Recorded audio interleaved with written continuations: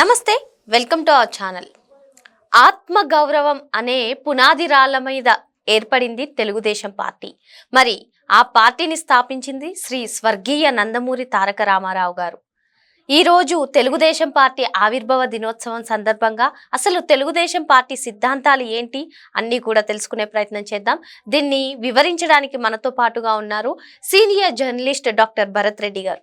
Sir నమస్తే. నమస్తే sir, 1982లో ఆత్మగౌరవం అనే పునాది రాళ్లపైన ఏర్పరిచారు శ్రీ స్వర్గీయ నందమూరి తారక రామారావు గారు తెలుగుదేశం పార్టీని. సార్, అసలు తెలుగుదేశం పార్టీ సిద్ధాంతాలు ఏంటి? అసలు నందమూరి తారక రామారావు గారు దేని కోసం ఈ పార్టీని స్థాపించారు ఏంటి సార్? ఎన్టీ రామారావు స్థాపించిన తెలుగుదేశం పార్టీ అనేది ఒక చరిత్ర సృష్టించిందని చెప్పొచ్చు. ఎందుకంటే తెలుగుదేశం పార్టీని స్థాపించకముందు అసలు ఆంధ్రప్రదేశ్ను తెలుగు వారిగా గుర్తించలేదు ఢిల్లీకి సంబంధించిన పార్టీ నాయకులు. మద్రాసు ప్రెసిడెన్సీగా ఉన్న గతంలో ఉన్న ఆంధ్రప్రదేశ్ ఉన్న సందర్భంలో మనల్ని కూడా మద్రాసీలుగా తమిళులుగానే గుర్తించారు, కానీ ఆంధ్రప్రదేశ్లో తెలుగువారు ఉన్నారనే విషయానికి ప్రపంచానికి తెలియలేదు. ఎప్పుడైతే ఎన్టీ రామారావు పార్టీ పెట్టిన తర్వాత అప్పుడున్న ఇందిరాగాంధీ అంటే భయపడాల్సిన పరిస్థితికి తీసుకురావడం జరిగింది. గతంలో పూర్తిగా ఆంధ్రప్రదేశ్ ఉమ్మడి రాష్ట్రంలో పూర్తిగా కాంగ్రెస్ పార్టీ మాత్రమే అధికారాన్ని చెలాయిస్తున్న సందర్భంలో, మరో ప్రత్యామ్నాయం కూడా లేని సందర్భంలో ఎన్టీ రామారావు సినిమా పీక్ స్టేజ్లో ఉన్న దశలో సినిమా ప్రపంచాన్ని వదిలేసి పార్టీ పెట్టాలని నిర్ణయించుకోవడం జరిగింది. దాన్ని 1982 మార్చి 29న ప్రకటన చేయడం జరిగింది. ఎమ్మెల్యే క్వార్టర్స్లో 2 గంటల 30 నిమిషాలకు దాన్ని పార్టీ ప్రకటన చేయడం జరిగింది. మొదటి నుంచి కూడా ఎన్టీ రామారావు సిద్ధాంతపరంగా చాలా కఠినంగా ఉన్నారు. ఎవరైనా కాంగ్రెస్ పార్టీ నుంచి కానీ ఇతర పార్టీ నుంచి మనం ఈ మధ్యకాలంలో చూస్తున్నారు, పార్టీలు ఫిరాయించడం అనేది చాలా ఈజీ అయింది. కానీ ఎన్టీ రామారావు పెట్టిన మొదటి షరతు ఏంటంటే, మీరు కనుక వేరే పార్టీలో ఉన్నట్టయితే ఆ పార్టీ శాసనసభ సభ్యత్వానికి ఆ పార్టీకి రాజీనామా చేసి నా పార్టీలో చేరాలని చెప్పి మొదటి కండిషన్ పెట్టడం జరిగింది. దాంతోపాటుగా అట్లా అని చెప్పి పూర్తిగా కూడా మిగతా పార్టీల వాళ్ళని తీసుకోలేదు, సామాన్య జనంలోకి తీసుకెళ్ళడం జరిగింది పార్టీని. అంటే కొత్త తరానికి సంబంధించిన డాక్టర్లు, లాయర్లు, ఇంజనీర్లు, టీచర్సు వీళ్ళందరికీ అవకాశం కల్పించడం జరిగింది. అసలు రాజకీయం అంటే ఏంటో తెలియని గ్రామ స్థాయిలో అతి సాధారణ ప్రజలకు అసలు రాజకీయాన్ని నేర్పించిందే తెలుగుదేశం పార్టీ, ఎన్టీ రామారావు. అంతకుముందు కేవలం గ్రామాల్లో కొంతమంది చేతుల్లోనే రాజకీయ వ్యవస్థ ఉండేది. ఏదైతే డామినేటెడ్ క్యాస్ట్లు ఉండేవో వాళ్ళ చేతుల్లోనే సర్పంచులు కానీ మిగతా కానీ ఎమ్మెల్యేలు కానీ వీళ్ళంతా వాళ్ళు చెప్పిన వాళ్ళే అవుతూ ఉండేది. అసలు రాజకీయ చైతన్యమే లేదు. ఒక ఓటు ఉంటుంది, ఓటు వేయాలంటే మనం సొంతంగా నిర్ణయం తీసుకోవాలనే వాళ్ళకు ఆ భావన కూడా ఉండే కాదు. ఎప్పుడైతే తెలుగుదేశం పార్టీ ఎంటర్ అయిందో అప్పుడు రాజకీయంగా పెద్ద చర్చ జరిగింది. రామారావుకు అప్పటికే ఒక సినీ గ్లామర్ ఉంది, ఆ పాత్రల ద్వారా అందరినీ ఆకట్టుకోవడం జరిగింది. అంటే దేవతామూర్తులు, అంటే ఎవరంటే రాముడు, కృష్ణుడు ఎవరంటే అతి సామాన్య ప్రజలకు కూడా ఎన్టీ రామారావు లాగానే ఉంటాడు. రాముడిని ఎవరు చూడలేదు, కృష్ణుడిని ఎవరు చూడలేదు, ఎవరిని చూడలేదు, కానీ ఇలాగే ఉంటాడనే ఒకటి మైండ్లో ఫిక్స్ అయిన సందర్భంలో ప్రతి గ్రామానికి అంటే అంతకుముందు రాజకీయాలు తెలియని అందరికి కూడా తెలుగుదేశం పార్టీ పుట్టింది. వాళ్ళ స్లోగన్ కూడా తెలుగుదేశం పార్టీ పిలుస్తుంది రా కదలిరా అనే అది స్లోగను. పేదవానికి కూడు, గుడ్డ, నీడ, ఇది అంటే ఈ స్లోగన్స్ అన్నీ కూడా ప్రజల్ని ఆకర్షించడం జరిగింది. అప్పట్లో మనం చూసుకున్నట్టయితే మనకు భూస్వామ్య అగ్రవర్ణాల చేతుల్లోనే ఉండే ఈ రాజకీయం అనేది అప్పుడు ట్రాన్స్మిషన్ అయింది. అంటే బీసీల చేతికి అధికారం రావడం జరిగింది. అంటే బీసీలు అప్పుడు ఇన్వాల్వ్ అవ్వడం జరిగింది. దానికి కారణం ఏంటంటే అంతకుముందు పూర్తిగా అగ్రవర్ణాలు చేతిలో రాజకీయం ఉండేది. ఎస్సీకి రిజర్వేషన్ ఉంది కాబట్టి ఎస్సీ వాళ్ళు ఆ ఫలాలు పొందేది, కానీ జనరల్ స్థానాల్లో ఎక్కడ కూడా బీసీలు దాన్ని పొందలేకపోయారు. కానీ ఎన్టీ రామారావు వచ్చిన తర్వాత బీసీలు ఆ స్థానాన్ని భర్తీ చేయడానికి ప్రయత్నం చేయడం జరిగింది. ఎందుకంటే వాళ్ళకు రాజకీయంగా తెలియదు అప్పటి వరకు. అతి సామాన్యం ఇప్పుడున్న పెద్ద లీడర్లను మనం ఎవరినైనా చూసుకున్నట్టయితే అప్పుడు రాజకీయాల్లోకి యూత్గా వచ్చిన వాళ్ళే. మన సీఎంలు అయిన వాళ్ళు కూడా అప్పుడు రాజకీయాలకు ప్రారంభించిన వాళ్ళే. ఇప్పుడు మన తెలంగాణలో సీనియర్గా చెప్పుకునే జానారెడ్డి లాంటి వాళ్ళు, ఆంధ్రప్రదేశ్లో యనమల రామకృష్ణుడు, దేవేందర్ గౌడ్ వీళ్ళంతా అప్పుడు మామూలుగా అంటే ఏదో సర్పంచ్ స్థాయో లేకపోతే ఉద్యోగాలు చేసుకుంటున్న వాళ్ళందరినీ ఒక్కసారిగా తెలుగుదేశం వైపు ఆకర్షింపబడడం జరిగింది.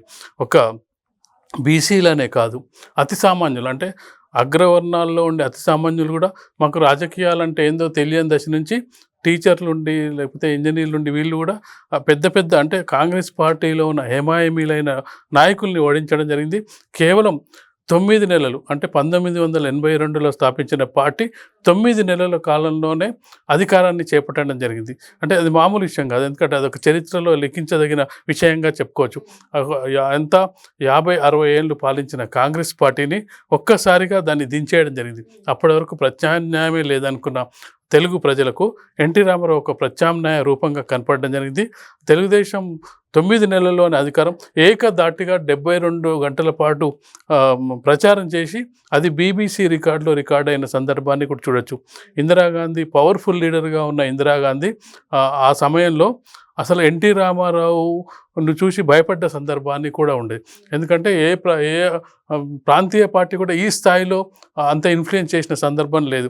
కాబట్టి తెలుగుదేశం పార్టీ అనేది ఒక విధంగా చెప్పాలంటే ఒక చరిత్రను సృష్టించిందని చెప్పొచ్చు. అసలు మీరు అన్నట్టుగా 1982లో పార్టీని స్థాపించి కేవలం 9 నెలల్లోనే అధికారం చేపట్టింది సార్ తెలుగుదేశం పార్టీ. మరి అటువంటి పార్టీని అధికారంలోకి వచ్చిన తర్వాత రామారావు గారు ఏ విధంగా ముందుకు తీసుకెళ్లారు సార్? ఎన్టీ రామారావు అధికారం చేపట్టిన తర్వాత సంక్షేమ పథకాలు అనేది ఒక డిజైన్ చేసిందే రామారావు గారు.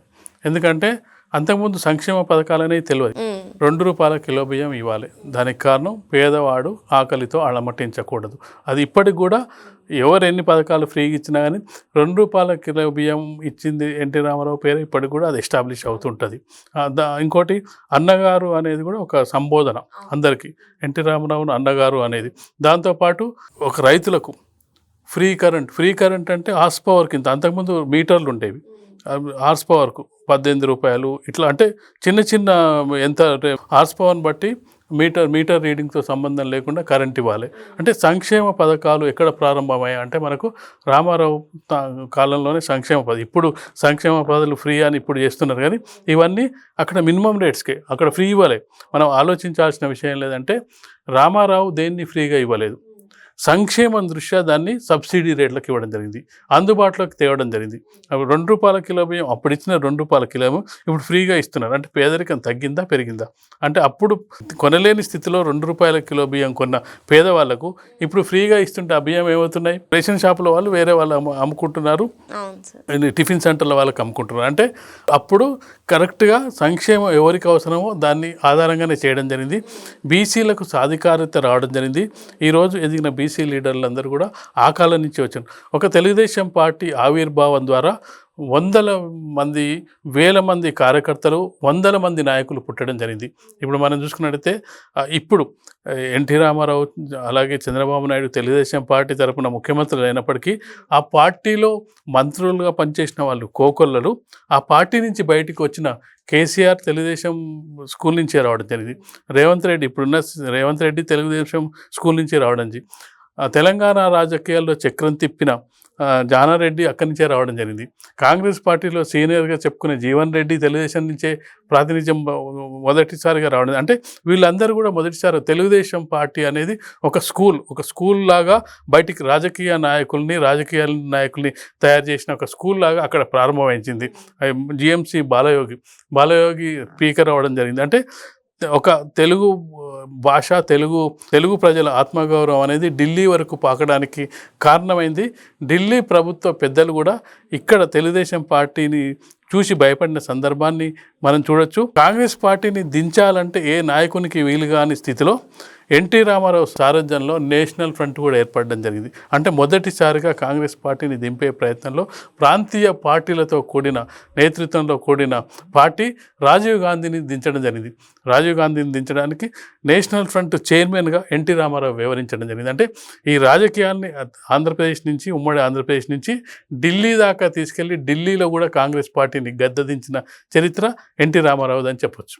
ఓకే సార్, మరి ఎన్టీ రామారావు గారు ఏ సిద్ధాంతాలతో పార్టీని ప్రారంభించారో ఆ సిద్ధాంతాలతో చంద్రబాబు నాయుడు గారు ముందుకు తీసుకెళ్తున్నారా సార్? ఏమంటారు మీరు? ఇప్పుడు ఖచ్చితంగా 42 ఏళ్ల పాటు ఒక పార్టీ నిలబడుతుందంటే మామూలు విషయం కాదు.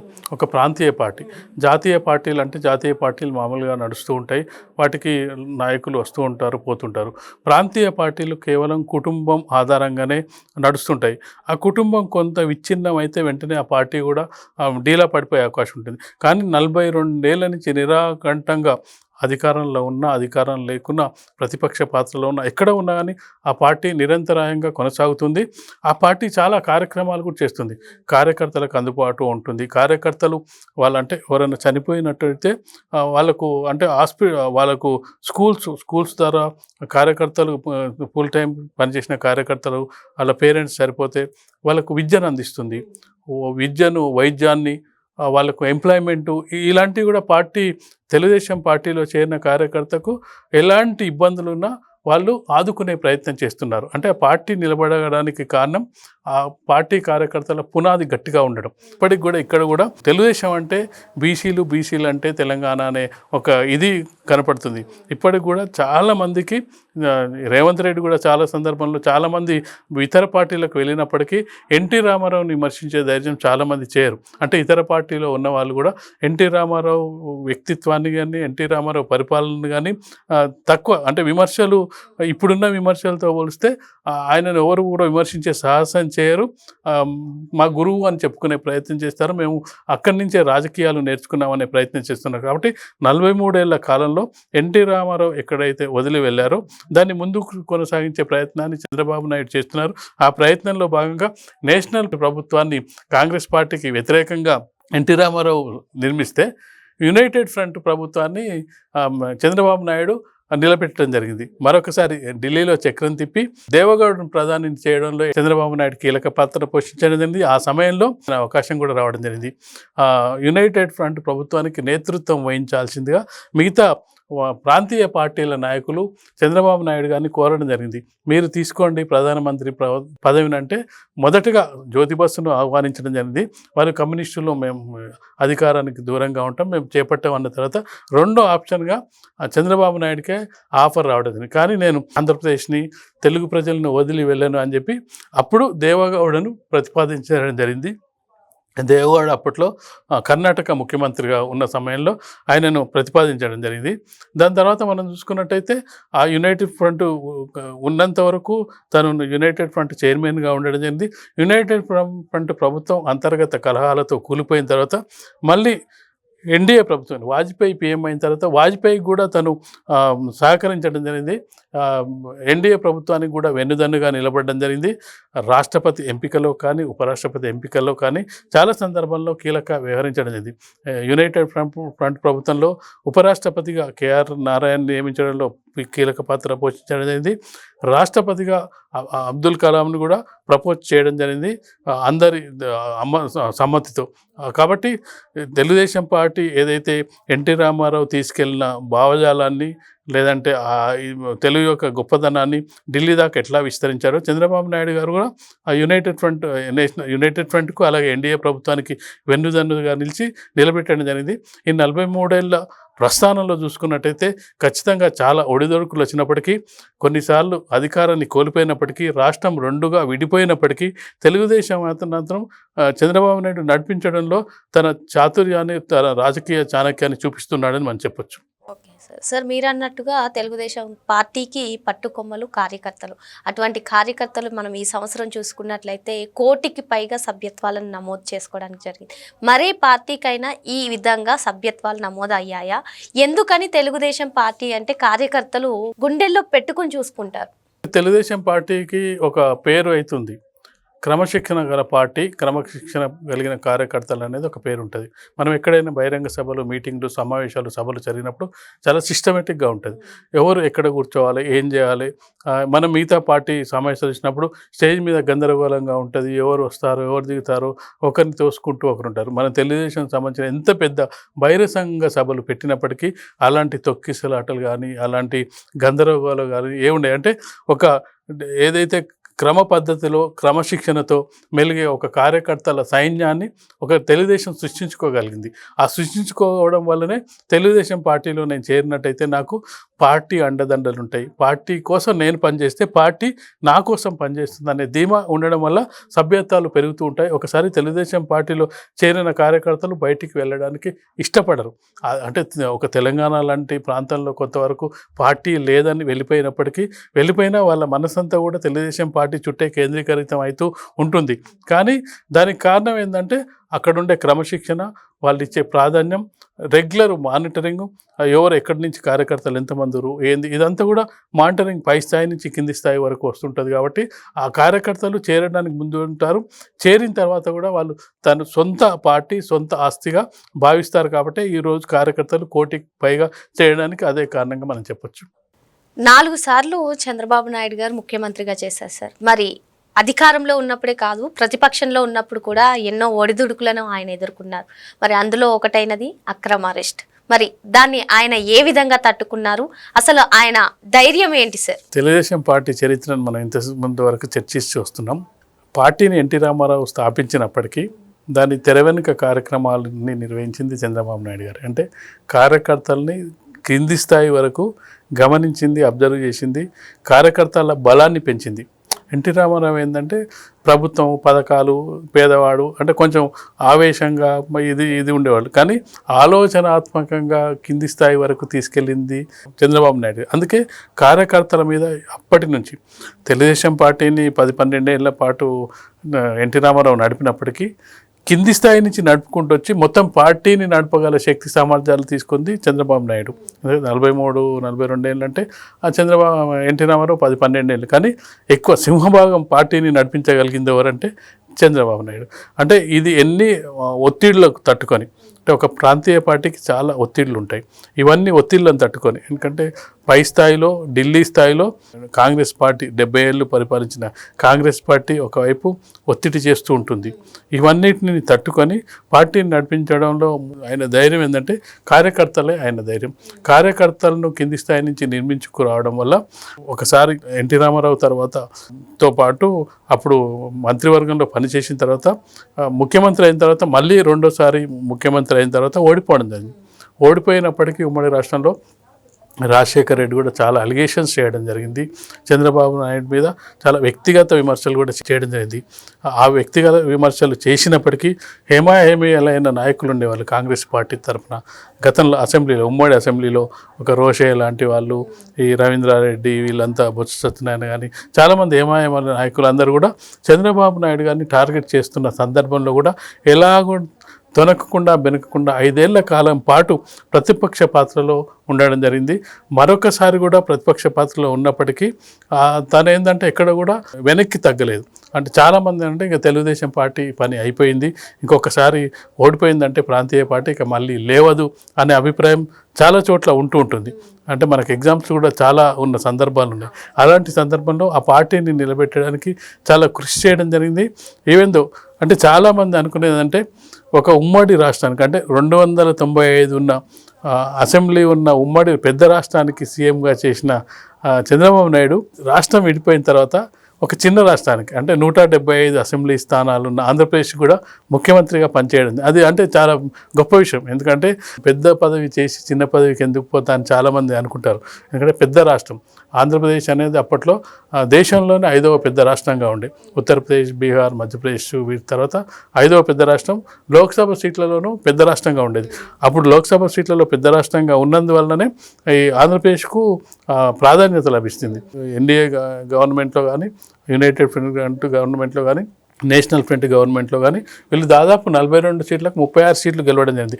ఈ 36 సీట్లే కీలకంగా మారడం జరిగింది. ఒక దశలో మనం చూసుకున్నట్టయితే రాజీవ్ గాంధీకి ఒక దశలో ఇందిరాగాంధీ సానుభూతితో 420 సీట్లు వస్తే అక్కడ మిగతా అసలు బీజేపీ లాంటి పార్టీలకు 2 సీట్లు వస్తే అసలు జాతీయ పార్టీలు, ఒరిజినల్ పార్టీస్ చెల్లాచెదరైన సందర్భంలో ఇందిరాగాంధీ సానుభూతితో రాజీవ్ గాంధీకి 440 సీట్లు వస్తే అక్కడ ప్రధాన ప్రతిపక్షంగా 39 సీట్లు, దేశవ్యాప్తంగా సానుభూతి పవనాలు, ఇందిరాగాంధీ సానుభూతి పవనాలు రాజీవ్ గాంధీకి వచ్చి 440 సీట్లు వస్తే మన ఆంధ్రప్రదేశ్లో మాత్రం 39 సీట్లు రావడం జరిగింది తెలుగుదేశం పార్టీకి. 39 అంటే 42కు 39 సీట్లు రావడం జరిగింది. అంటే ఆంధ్రప్రదేశ్లో ఆ ప్రభావాన్ని లేకుండా చేయగలిగింది తెలుగుదేశం పార్టీ, అప్పుడున్న ఎన్టీ రామారావు. అంటే అంత ప్రాధాన్యత ఉన్న దృష్ట్యా అది ఎలా వచ్చిందంటే ఆ కార్యకర్తల బలం.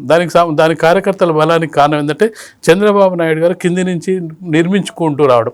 ఆ నిర్మాణం వల్లనే ఈరోజు 2 సార్లు అధికారం కోల్పోయినప్పటికీ, ఇటీవలి కాలంలో ఆంధ్రప్రదేశ్లో ఒకసారి ముఖ్యమంత్రిగా చేసినప్పటికీ రెండోసారి ఓడిపోతుండటంతో జగన్మోహన్ రెడ్డి వ్యక్తిగతంగా తీసుకొని జైలు పాలు చేసినప్పటికీ ఎలాంటి అంటే 70-80 దాదాపు 77-80 సంవత్సరాల వయసులో జైలు జీవితం గడిపినప్పటికీ ఎలాంటి తొనకకుండా బెనకకుండా అసెంబ్లీకి రానని, జగన్మోహన్ రెడ్డి ఉన్నంత వరకు నేను అసెంబ్లీకి రానని శపథం చేసి మళ్ళీ వచ్చి సీఎంగా ప్రమాణ స్వీకారం చేసిన సందర్భాన్ని మనం చూసుకున్నట్టయితే ఖచ్చితంగా ఆయన కఠోర శ్రమ, పట్టుదల, తెలుగుదేశం కార్యకర్తల బలం చంద్రబాబు నాయుడు కనిపిస్తుంది.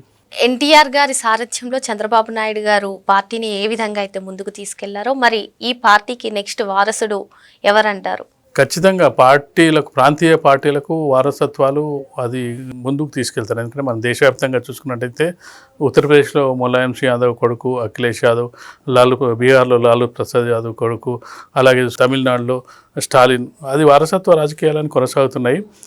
ఇక్కడ కూడా గతంలో లోకేష్కు ఇప్పటికి లోకేష్కు చాలా తేడా కనిపిస్తుంది మనకు.